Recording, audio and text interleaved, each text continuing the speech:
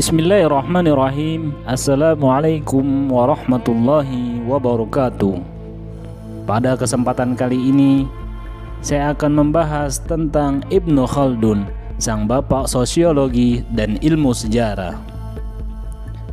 Ibnu Khaldun atau nama lengkapnya Abdullah Ar-Rahman Ibnu Muhammad adalah seorang keluarga bangsawan. Ia lahir pada tahun 1332 Masehi atau 723 Hijriah di Tunisia. Keluarga Ibnu Khaldun berasal dari wilayah Seville, Andalusia atau Spanyol masa kini. Ia merupakan sosok ilmuwan yang berpengaruh dalam banyak bidang ilmu pengetahuan seperti Al-Quran, hadis, ilmu teologi, dialektikal, hukum Islam, matematika, astronomi, filosofi, dan literatur Arab. Ilmu-ilmu tersebut ia pelajari di Tunisia dan Maroko, dan semua ilmu itu ia pelajari dalam waktu singkat. Tak heran jika pada usia belasan sudah bekerja pada Sultan Barquq, seorang penguasa wilayah Mesir. Ibnu Khaldun merupakan tokoh penting dalam peradaban Islam dari abad ke-14 Masehi. Dalam dunia modern dia diberi gelar dan julukan bermacam-macam seperti bapak sosiologi, peletak dasar filsafat ilmu sejarah, perintis ilmu ekonomi, hingga penggagas teori politik.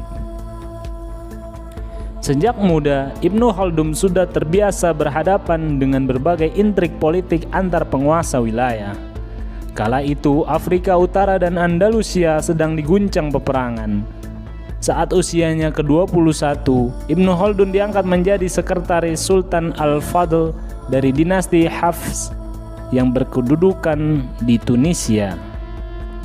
2 tahun setelahnya, dia berhenti karena penguasa yang didukungnya itu kalah dalam sebuah pertempuran. Ia lalu pindah ke Baskarah, sebuah kota di Maghrib Tengah, Aljazair. Ia berupaya untuk bertemu dengan Sultan Abu Anam, sang penguasa Bani Marin dari Fez, Maroko yang tengah berada di Maghrib Tengah. Pertemuan itu membuat Ibnu Khaldun diangkat menjadi anggota Majelis Ilmu Pengetahuan dan sekretaris Sultan. Pada 764 Hijriah, ia terdampar di Granada. Sultan Bani Ahmar menyambut kedatangannya dan mempercayainya sebagai duta besar kenegaraan di Castilla, sebuah kerajaan Kristen yang berpusat di Seville. Tugasnya dijalankan dengan baik dan sukses, namun tak lama kemudian hubungannya dengan Sultan retak. 2 tahun berselang, penguasa Bani Hafs, Abu Abdillah Muhammad, mengangkat dia menjadi Perdana Menteri sekaligus khatib dan guru di Bijaya. Setahun kemudian Bijaya jatuh ke tangan Sultan Abul Abbas Ahmad, gubernur Konstantina.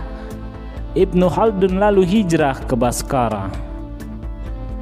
Ibnu Khaldun kemudian berpihak kepada Abdul Aziz dan tinggal di Baskarah.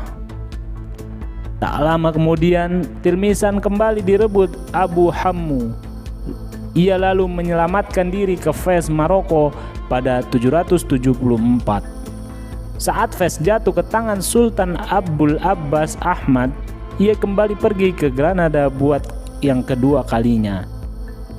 Namun penguasa Granada tidak menerima kehadirannya. Ia kembali lagi ke Tilmisan. Meski telah dikhianati, namun Abu Hammu menerima kehadiran Ibnu Khaldun. Sejak saat itulah Ibnu Khaldun memutuskan untuk tak berpolitik praktis lagi.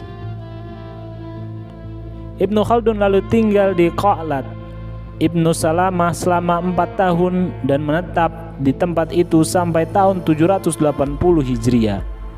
Dalam masa itulah Ibnu Khaldun melahirkan sejumlah karya yang monumental.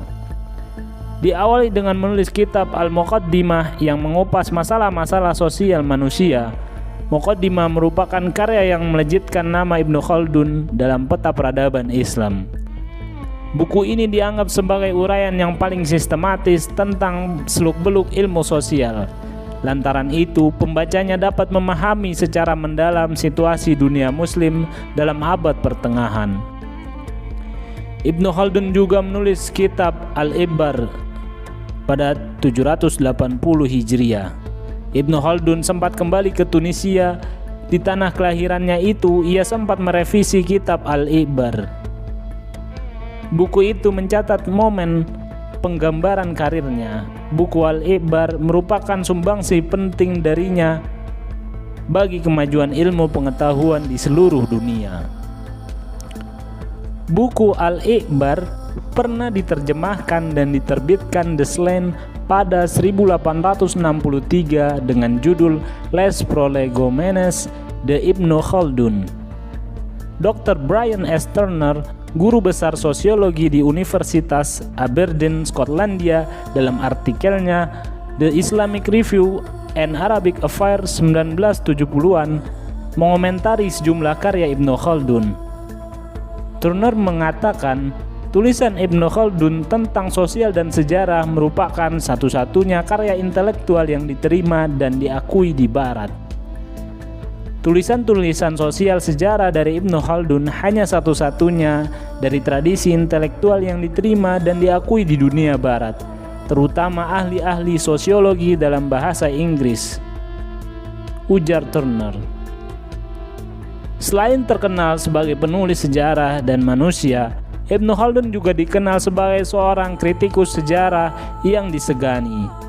Dalam kitab Muqaddimah, Ibnu Khaldun mengungkapkan bahwa sesungguhnya ilmu sejarah merupakan disiplin ilmu yang mazhabnya tinggi, manfaatnya besar, dan tujuannya mulia. Menurut Ibnu Khaldun, banyak sejarawan, ahli tafsir, dan ulama penukil terkemuka yang melakukan kesalahan dalam mengemukakan hikayat-hikayat dan peristiwa-peristiwa sejarah. Hal itu terjadi karena mereka begitu saja menerima informasi sejarah itu tanpa memperhatikan nilainya. Ada satu pernyataan Ibnu Khaldun yang dijadikan pijakan bagi para ilmuwan hingga kini. Pernyataan itu adalah, sejarah adalah subjek menuju hukum-hukum universal. Ia kemudian wafat di Kairo, Mesir pada tahun 1406 Masehi atau 808 Hijriah. Wallahu a'lam bishawab. Wassalamualaikum warahmatullahi wabarakatuh.